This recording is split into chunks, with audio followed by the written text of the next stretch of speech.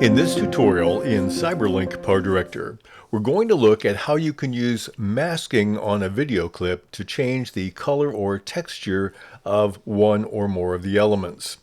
Masking is very simple when it comes to static graphic images like pictures and graphic editors like PhotoDirector or Photoshop. But it's a lot more complicated when it comes to video. There are some things that you can do. We're going to show you what you can do and some limitations. So I have this clip, and it's a clip of a harbor. What we're going to see, it's a high-speed clip, and I'd like to have you notice a couple of things when it plays. So we do have the clouds moving. We know it's video. It's not static. But we have this dome to the right of the ships, and the dome is just a typical, normal off-white. Now let's see if we want to change that. So I have a clip here where I've actually done that. Let's stop the video. I'm going to go back to the beginning of my clip here. And when we play this, we still have action, so we know it's a video. And we still have the dome, but the dome is changed to a yellow-gold color. I did that by masking. Let me show you how to use this particular technique in this kind of situation. Now, to mask in a video, the best thing is for the object you're masking to be either static or to be flat toward the camera.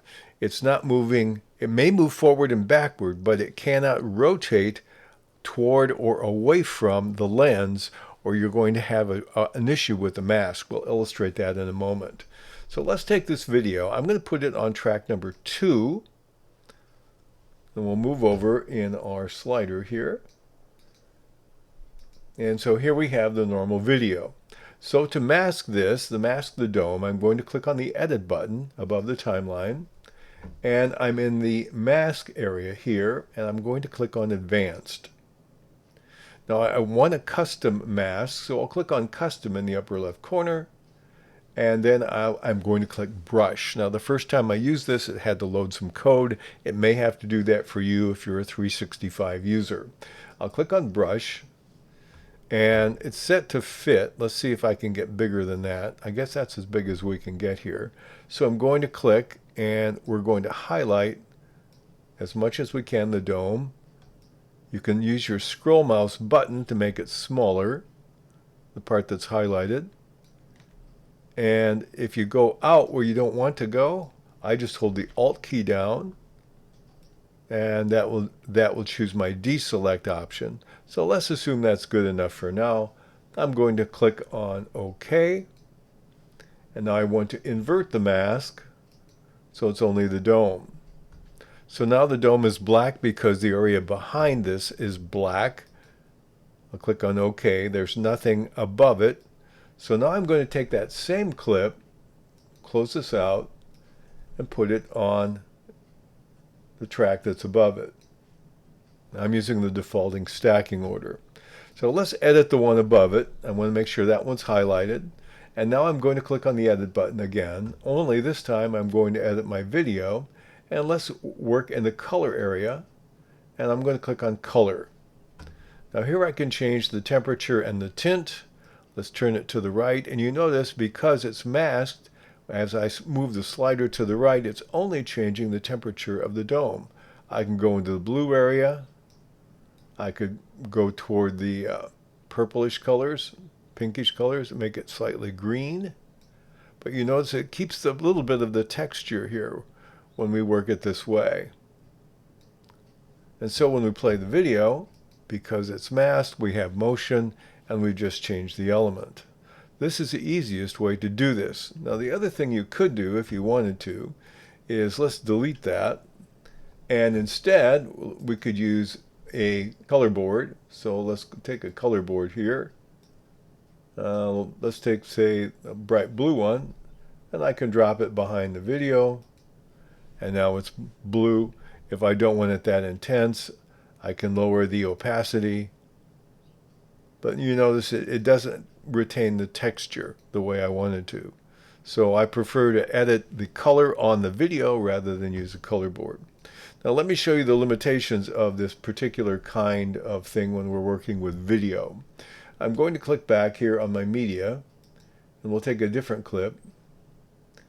Go to My Media. I'm going to take a boat, Put that on track number 2. And here we have someone with a boat. Now I'm going to go to the first frame, and we'll do the same process we did before. We'll click on Edit, and then we're going to go to Mask, Advanced, and Custom. We're going to create a mask. Let's say we want to change the color of the boat. So I'm going to click on my brush tool again, and we'll see if it'll select the boat. It does. And then other things, again, I'm holding the Alt key down to deselect. That's a very fast way. I love keyboard commands. And we're okay. We're going to invert it again. Now we're okay on the first frame. Again, it's black because there's nothing behind it. I could put another picture of a boat or a color board or whatever. But I want to show you the limitations of this. Now, we have it on this frame. If I use my period key and comma key to move forward a frame at a time, you see it moves, but the mask does not. So what I can do, if I go back to the first frame, I can set a position and scale value on my mask. Then I can move forward as many frames as I want, and I can move the mask. Now I like to hold the Alt key down when I'm doing that, otherwise it's going to want to snap to the center or snap to the edge.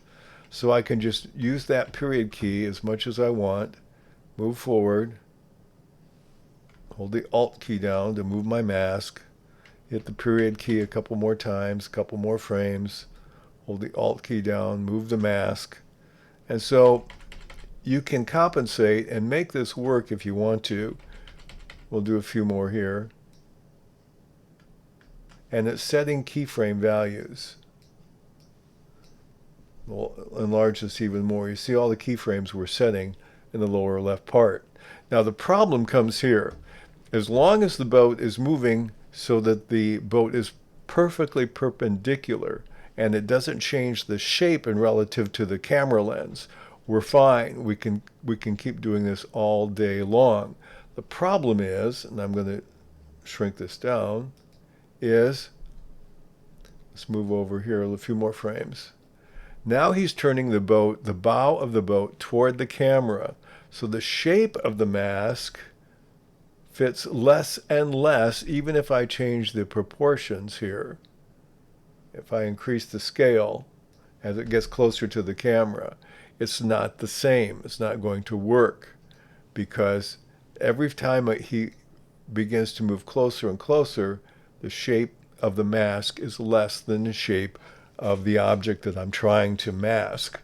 Now the only way I can think of to get around this would be to break this up into multiple tiny little videos, where each video has the mask relatively the same in that clip. So you chop it up and do a different mask on each segment, but you can imagine the time it would take to do something like that. So that's kind of the limitations. So if my object is perfectly stable in the video clip, I can use a mask to do this. If the object moves forward and back but doesn't change its essential shape, I can do it. In any other case, it's not currently available using this particular technique. But that's a little bit about how you can do masking to enhance or change color or texture in CyberLink PowerDirector.